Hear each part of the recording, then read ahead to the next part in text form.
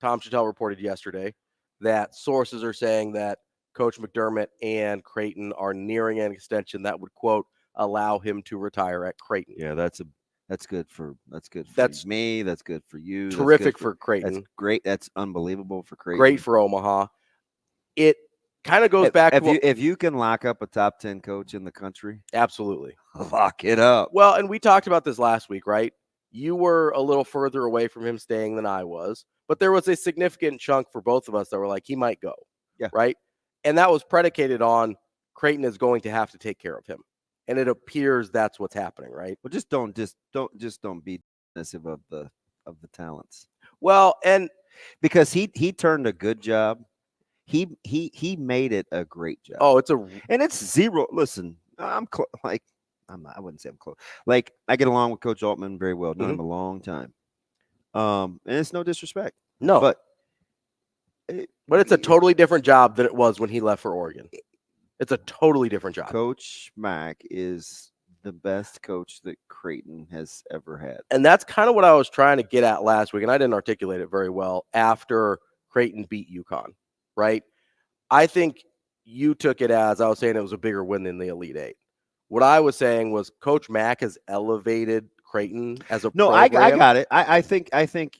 I think you were in the moment of, I can't believe a school that I've loved this long has come this far. Yeah, absolutely. That's exactly it. I got that Coach Mack has been able to raise the standard. Don't let my lack of feedback throw you, because sometimes I'm just thinking. Yeah, but he has raised the standard of this program. He's raised the bar in this program so much. I mean, we're literally talking about a team that under Altman, if they made the tournament, it was a good year.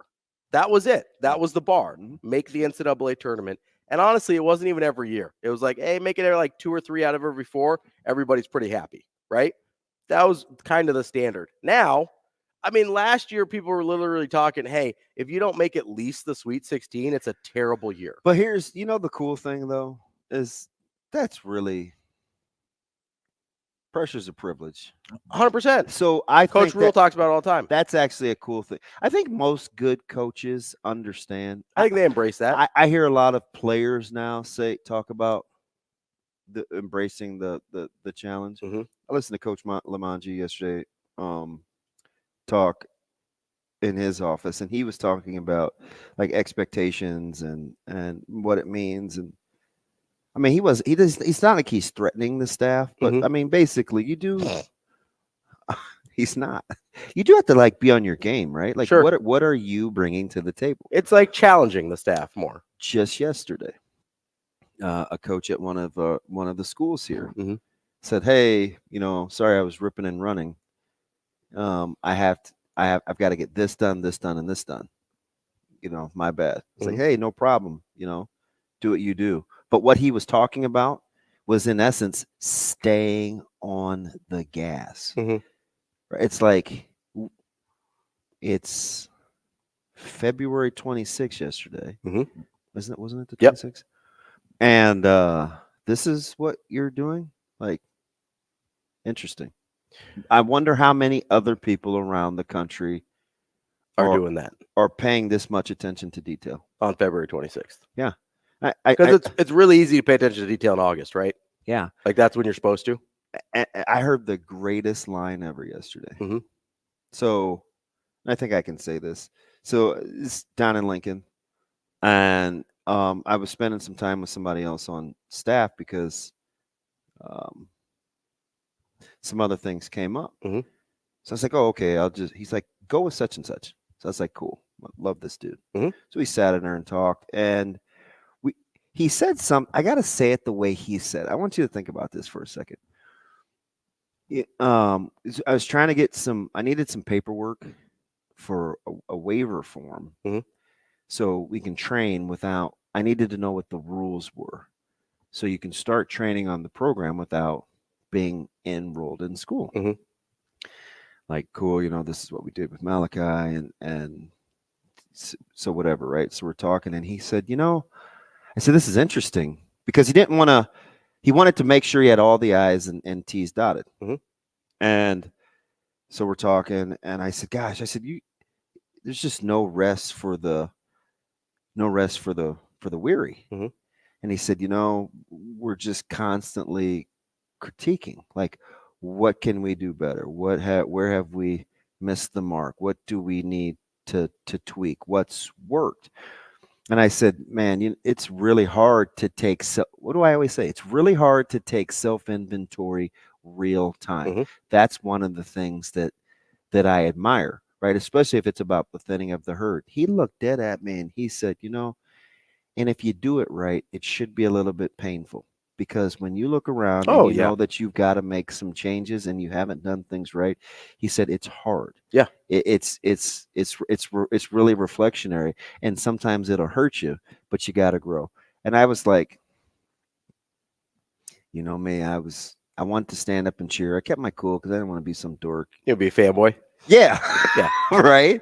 But it was just, you don't want to just like dap them up, be like, hey, I love you. Yes. But I did, though. Yeah. Because that is 100% true. I want you to try and remember something for me, okay? I think it was one of the first conversations we ever had on the air. Me and you? Yes. Okay. And we were talking about Frost because things were getting a little dicey. Mm-hmm. And do you remember what I said, why I didn't think it was going to change? Yeah.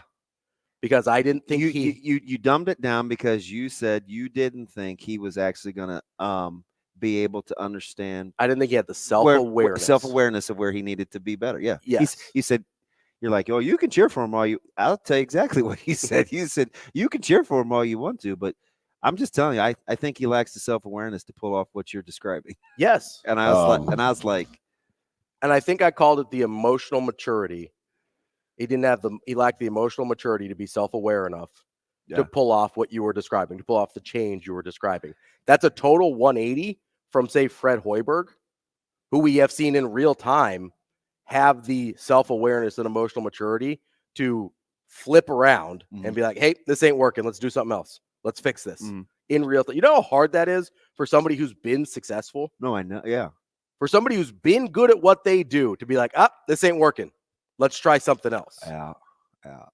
That is why, despite the fact that the wins haven't come for Rule yet, that's the reason why I'm 100% in on Rule and I was 100% out on Frost. It wasn't about the wins and losses. Yeah, and I don't know how many games they're going to win, but it's impossible is probably too strong of a word, and I hate absolutes. Yeah. He's almost impossible not to cheer for. Yeah. I truly believe that. It is one of the things I care about the most in people, and especially in people that have positions of influence, whether it's in the community, whether it's in sports teams, whatever. It is accountability. Did you ever see the list that he had for his coaches in the offseason?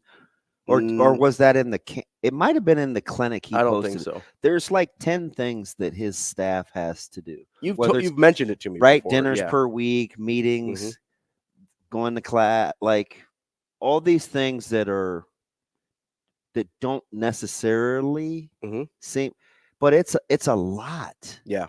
And I remember one of our coaches. Oh, this is why it's on my brain. One of our coaches at school sent me a similar list. He said, do you think this is a little bit daunting with high school kids in the off season? And I looked at the list. I knew it looked familiar. And he's one of those guys that loves to he sends drills and new equipment. He's constantly, he stays on the gas. Just like searching. Which is why I think Coach Samanji wanted to hire him. But, and I said, well, I think this is doable and this is doable. I said, I don't know. I said, depends on how much free time you have if they're not coaching or playing another sport. And it was a version of Coach Rule's kind of guidelines. And he must have gotten it from the clinic that he did over at the Schooler building. Yeah. Because he posted it, and it's a lot. There was no one around yesterday except for like 3 people. And it was extremely quiet. And like, well, we have this group going. We have this group going. We had our 6:30. They're done. The 10:30s are getting ready to, or they're in the middle of it. I should probably, you know what I mean? It's like, there's always something. 100%. Always something. And it's like, all right, well, if idle time is the devil's playground, it's certainly in happening. Not a lot of idle time to be found. You know what I mean? So it's just like, and it's one of the things that bugged me yesterday about the what'd you call it?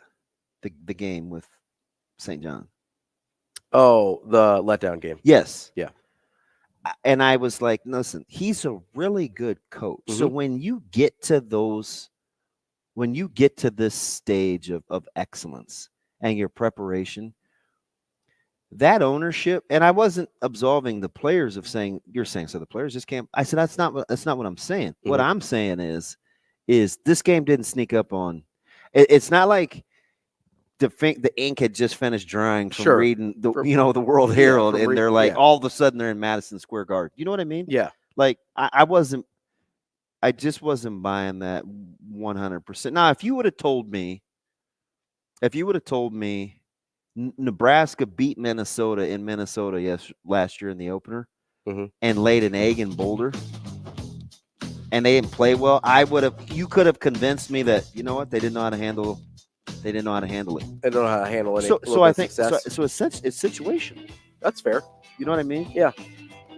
That's too old, too good of a team, and he's too good of a coach. I wasn't vibing with the letdown. Coming up next, we will set up the show. We'll let you know what's coming up here on a Tuesday on Hurrdat Sports Radio. You're listening live on AM 590, ESPN Omaha, ESPN Tri-Cities, or on Twitter, Facebook, and YouTube. We will be back with more coming up next.